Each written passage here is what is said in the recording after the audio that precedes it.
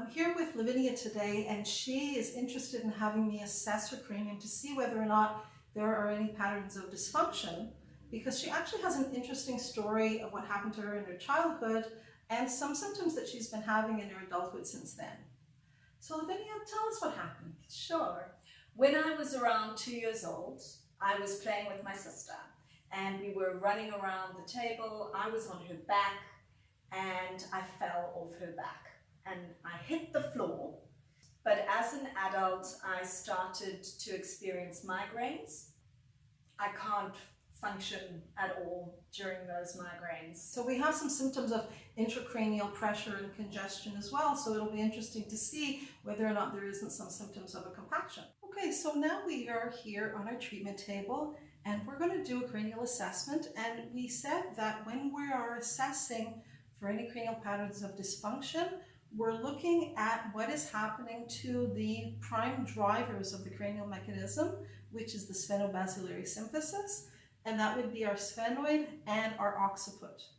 And I also have with me here our cranial osteopathy assessment chart, so you will be taking notes as you go through each stage of assessment in order for then you to be able to make your diagnosis. So let's start first. We're going to take a look at the occiput and see whether or not it has full amplitude. Regardless of the type of pattern that you have, whether you have a strain or a shear or a torsion, it's always defined by what the sphenobasilar symphysis is doing.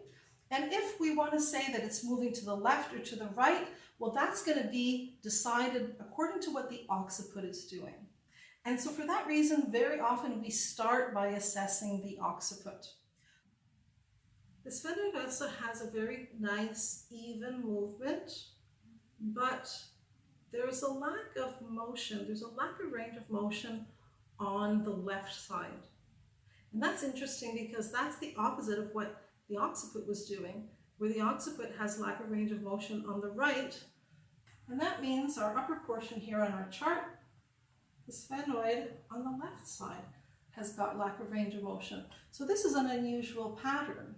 Now I'm going to go ahead and I'm going to look one more time and feel with my hands to see whether or not I feel any kind of slipping or energetic movement in any direction that might be different from the classic flexion and extension motion that we would find on this axis. Is there anything else going on in any other way?